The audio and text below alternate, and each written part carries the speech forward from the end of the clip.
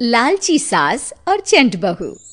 मीरा की सास कमला एक दिन अपनी सहेली सुमन से कहती है कि उसने अपने बेटे रमन की शादी करके लाखों का नुकसान कर लिया।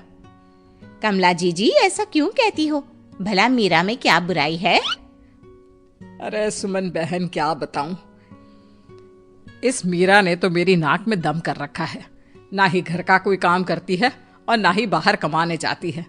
अरे भला फ्री की रोटियां तोड़ने के लिए इसे लेकर आई थी क्या मैं? अरे जी आजकल तो ऐसा ही हाल है सबका। दहेज में एक गाड़ी क्या ले आती है कि बस सर पर बैठ के तांडव करने लगती है।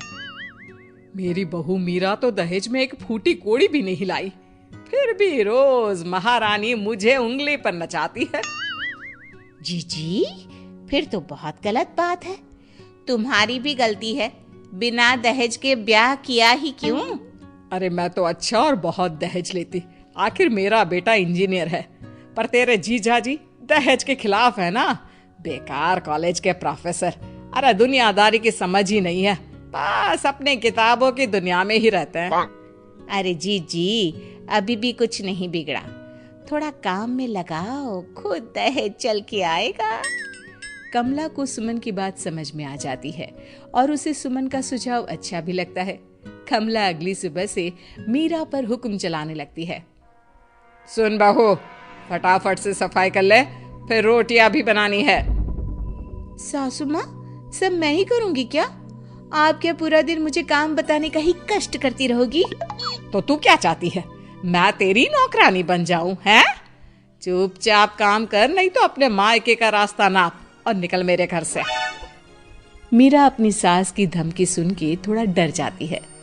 वो पूरी ईमानदारी के साथ घर का काम और अपनी सास कमला की सेवा करने लगती है।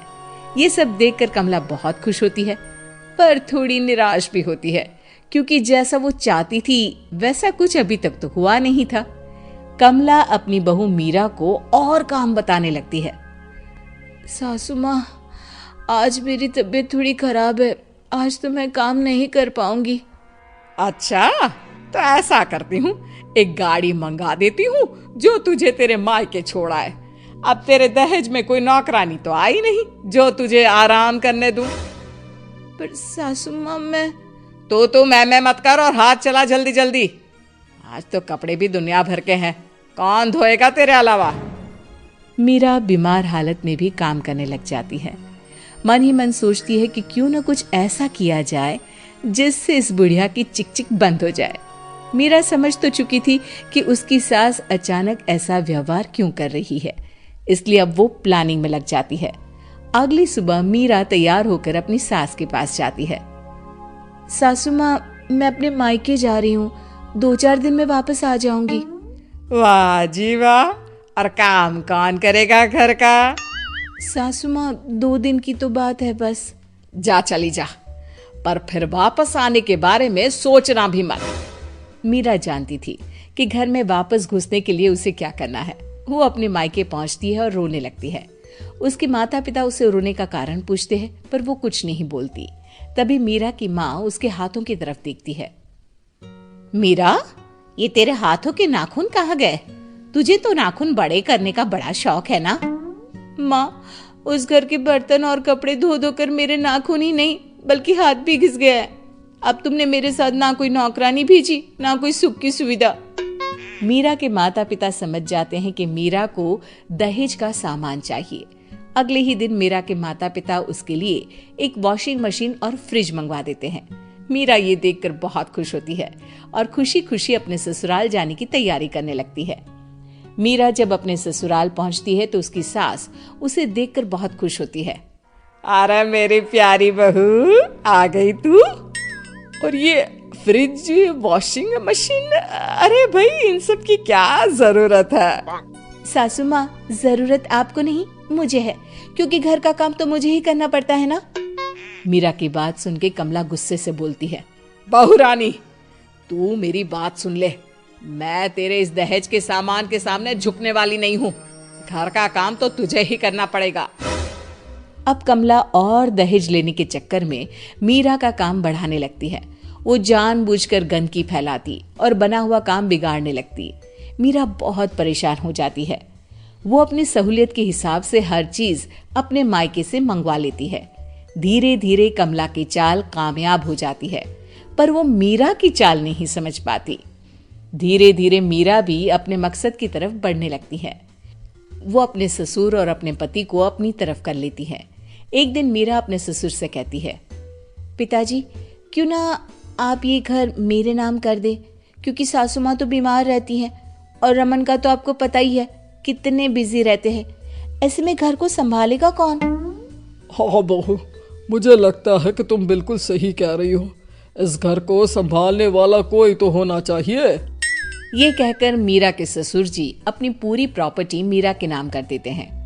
मीरा बहुत खुश होती है क्योंकि वो अब अपने मकसद में कामयाब हो गई थी। इस बात की खबर कमला को भी लगती है। कमला को जैसे ही पूरी बात पता चलती है, उसके पैरों तले जमीन खिसक जाती है। वो गुस्से में मीरा के पास जाती है। अरे करमजली, तू तो बहुत चंट निकली। मैं तुझसे घर का सामान ही मंगवाती रह गई और तूने पूरा का पूरा घर अपना बना लिया। सासू माँ, अब आप घर का काम करने की भी आदत डाल ही लो, क्योंकि अब मैं तो कुछ करूंगी नहीं। और हाँ, अगर आपने काम करने में आनाकानी की तो इस उम्र में मायके नहीं बल्कि बुजुर्गों के आश्रम भेज दूंगी। मीरा की बात सुनकर कमला बहुत दुखी होती है। वो अपनी सहेली सुमन के पास जाती है और उसे सारी बात बताती है। अरे सुमन, मैंने तो लालच में आके अपने ही पैर पर कुल्हाड़ी मार दी। काश मैं तेरी बात मानती ही नहीं तो आज ये मेरी दशा नहीं होती। वाह जीजी, उल्टा चोर कोतवाल को डांटे। मैंने तो सिर्फ काम करवाने की सलाह दी थी, पर तुम तो बेचारी मीरा को परेशान करने लग गई। अब भरो अपने किए के फल। और वैसे भी ना, एक दिन तो ऊंट पहाड़ के नीचे आ ही जाता है। सुमन की बातें सुनकर कमला अपने घर वापस चली जाती है और अपनी बहू मीरा को पूरी बात बताती है कि कैसे सुमन ने उसे उल्टी सलाह देके अपना पल्ला साफ कर लिया। कमला अपनी बहू से माफी मांगती है। नहीं सासू माँ, आपको अपनी गलती का एहसास हो गया, मेरे लिए वही बहुत है। मुझे भी घर पर कोई राजबाज नहीं करना, बस प्यार और साथ मिले उतना ही बहुत है। अब सास बहू मिलजुल के एक साथ प्यार से रहने लगती है और दोनों घर के काम भी मिल बांट के करने लगती है।